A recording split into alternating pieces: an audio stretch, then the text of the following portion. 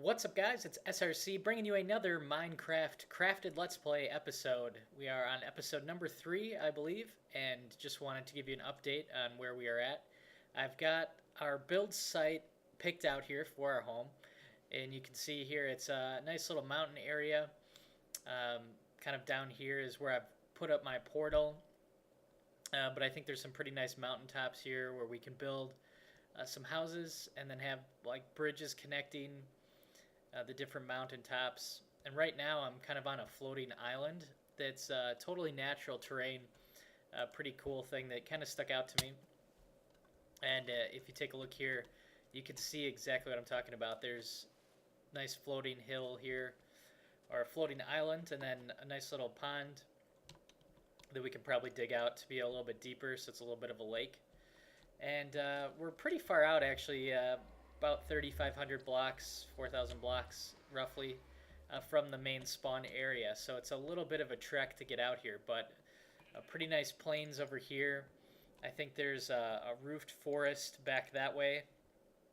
So if anybody's looking for some dark oak, I think pretty much everybody has those saplings already. But that's over that way. And that's really about all the exploring I've done over here. But I thought that this would be a great place to start.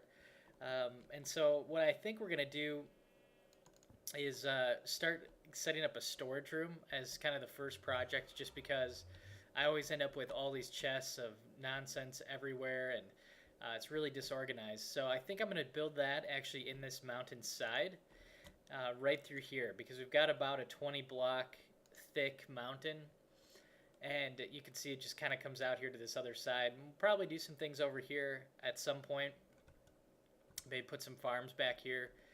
But I'm going to hollow all of this out and build the storage room right inside of here. So we can get a bunch of chests going and a bunch of storage things. And that's going to take me quite a bit of time, just because of the amount of digging that it's going to be to get this all figured out and situated. So it'll probably be a few layers, maybe go up one layer and then down a couple of layers also, just so that we can have enough room for all of our storage. And then we'll probably build up on top of here later something else. So for right now, that's about it. I did explore quite a bit, and this was the area that I guess stuck out to me. I think it'll be cool to have a lot of different homes up here, and hopefully get some villagers over here and get that populated at some point. So this is going to be the start of a pretty long, extensive project, I would think. It's going to take quite a bit of time and resources to build this kind of the way I envision it, with a lot of different houses and bridges, and really want to take the time to get the landscape right. But it should be pretty cool. But one other thing I want to show you is what I've been working on here over the last week or two since Christmas, since the last episode. You might experience just a little bit of lag here. It seems like when I come into the Nether, it's pretty laggy for me. I don't really know why that is, but a lot of times I'll walk a few blocks and it'll just skip me back, and then walk a few blocks and then skip me back. So hopefully we don't experience that here. But this is my Nether tunnel that I built, and I don't know if I really like it that much. I basically just put ice with trapdoors, and then just a 2-high, kind of 1x1 2-high tunnel with sandstone and then nether brick. Because I read on the wiki that this is the fastest way to travel, is to put ice with trapdoors in like a 1x2. So you can see here that you do move pretty fast. The problem that I run into is that if you hit the walls the wrong way, you can stop sprinting. And then the other problem that I have is that this really takes your hunger down a lot. Like you can see, we've already lost 1.5 haunches. There's 2, 2.5, 3, and if you get down to 3 haunches, then you don't sprint any longer. And having to stop on this path to eat is really annoying. Like, really annoying. And we're actually not going to have enough hunger probably to make it. And you can see right now it just ran out, so now we're not sprinting anymore. We have to stop to eat. I'm not sure if there's a better food that would work for this, or if that's only for the initial saturation on the hunger bar. Maybe if we ate steak, but then to have to know that you have to be full hunger with steak in order to make it through here probably doesn't make a lot of sense. The other thing I was going to try is maybe speed potions. Just have like a dispenser here with some speed potions and see if that goes through it. But it is pretty far because we're traveling 3,500 blocks. Yeah, almost exactly 3,500 blocks in the overworld. So you divide that by 8, and you've got probably a 700 block tunnel. So it's pretty far. And I think we traveled that pretty quickly, even though we had to stop and eat. I really just don't like minecarts and having to worry about always having a minecart, and I don't know. We'll see, I guess. The other kind of major project that I did since the last episode is I actually extended the Nether hub. It actually ended right here. This was just a wall of netherrack, and this was the Nether hub. And it basically, each section or quadrant of the Nether hub went out this far. So I extended this out. So I hollowed all this out, took out all the netherrack, had to go get this nether brick for the ceiling and the floor, the lava for each of these pillars of lava here, nether brick fences. But the thing that took probably the most time was how much quartz this actually is. And I know it doesn't seem like very much, but when you're brand new on a server and you don't have any resources and you don't have a fortune pick to use on it, it takes quite a while to get all of that quartz. So when I realized that my tunnel would connect here, I just, instead of trying to use a different tunnel and have it turn and possibly complicate other people's tunnels, I decided just to build the Nether hub out farther, which leaves a couple of more open spots for new people if they ever join. So that was another big project that we did that took quite a bit of time, I think.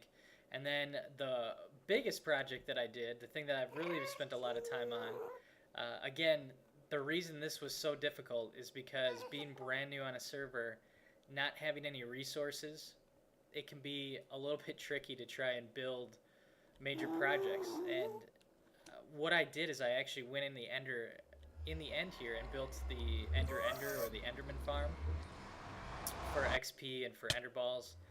And it works out really well. And I almost just looked at that guy.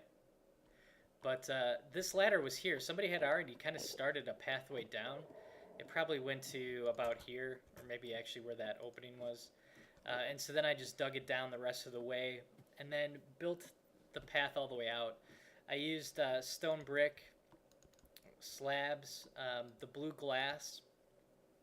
I'm working on getting the sides of this all the way done. I still haven't had enough resources to do this all. It is pretty extensive. If you think about how many blocks it takes, even just as something as simple as like the floor and the ceiling here, just how many blocks that is that you have to mine and smelt and then craft and then place. It just it took quite a bit of time, really. And I'll show you here. Hopefully we don't die while we do this, but you can see the enderman farm. Basically, it's about 43 blocks up from the ground level, and there's just these rings that hold the enderman in. And then about halfway up here, 43 blocks up, there's some vines. And what happens is when the endermen spawn up here on these spawning pads, they fall down, they hit the vines, which breaks their fall damage, and then they fall 43 blocks so that they're a one-hit kill. And then there's each layer, there's basically a pressure plate, and then like a repeater or a piece of redstone, and then kind of eye level is a sticky piston that has a block on it that when you hit this pressure plate, which is the spawning pad, so as soon as they spawn, the piston just pushes them off and pushes them down. So there's each layer, I think there's 34 sticky pistons, which, as you can imagine, is quite a bit of resources. The hardest part of it, honestly, was the slime balls, trying to get that many slime balls to make them all sticky pistons. Iron and wood and stone and redstone, all of that is pretty much just, it's just kind of playing the game, right? There's pretty easy to get that. They're in caves and things like that. So I built this area here. I just got chests set up for the different players to just store some stuff in here. A lot of what I have is just building materials, but I did get some pretty good enchantments. I've got a Silk Touch book, an Unbreaking, Efficiency 5 I combined to get an Efficiency 5 book, and a Looting 3 book, which is great for a looting sword, and then some other just kind of decent enchants, I guess. And then the enchanting, the anvil system, and then just some more chests to store different things like books that people don't want that anyone else can have. Like I put the knockback books, if anybody wants those, and the lure book, some aqua affinity and stuff somebody else put in here.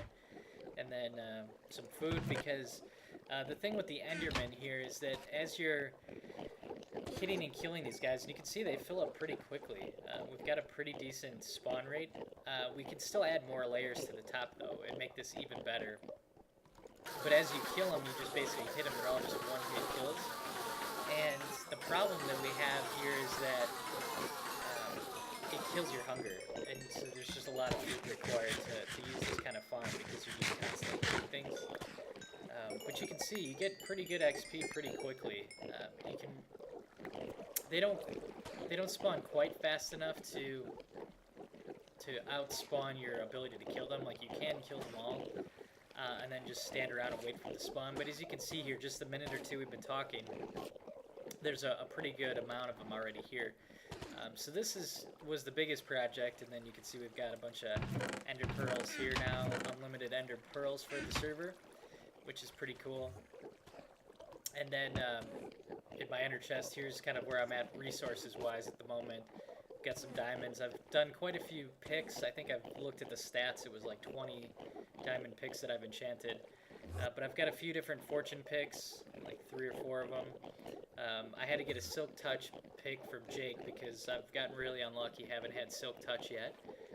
I've got one Efficiency 5 pick that I've created, so when we get the beacon going, we'll be able to mine like crazy.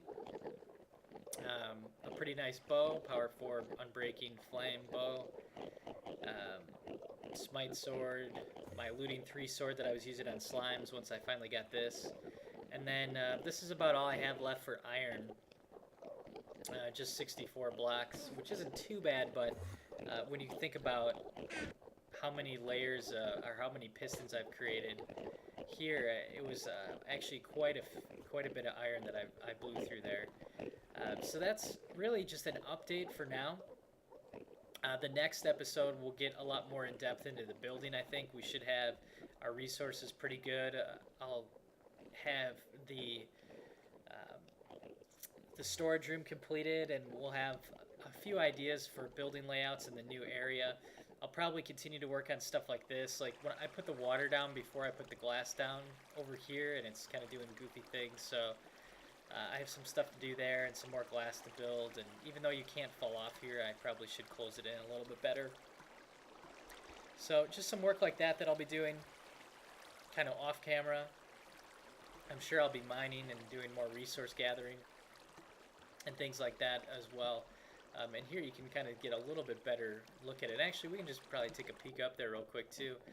If you haven't seen this, it's a very cool build. It's a little scary, honestly, to build something like this because you start off literally just building out in above the void. And you can see here, we've got all the water so that the endermen don't teleport out of here and on top of this stuff. But I use snow for all the blocks to build this. Again, it's probably thousands of blocks that we use to make this. And the reason that I use snow is just because it was so easy to get and it's so easy to break. So you can see all these layers of snow blocks just to keep them in. And then right there you can tell where we start getting the spawning pads. And it goes up pretty high. Right now we're at level 15 for the Y coordinate. I think it goes up to like 95 or so. And then the highest it can go is 128. So that it doesn't have to check 2 different spawning areas to keep it underneath the old height limit. So probably another 30 layers or 30 levels worth of layers that we can add here, which is probably another 4 or 5 layers at least. and then this thing will be running hopefully max efficiency. But you can tell, I mean, just a couple minutes we've been here, there's a ton of these guys in here. So it's been working really well. I know the other guys in the server have been using it and enjoy it. So I'm glad we've got this project pretty much completed. But stay tuned for the next episode. Like I said, there'll be a lot more building to come. That new area is really going to get some use, and we'll hopefully take a lot of suggestions from you, the viewers, as well, on what we can do to improve that and make it even better. So thanks a lot for watching, guys, and I will see you in the next episode.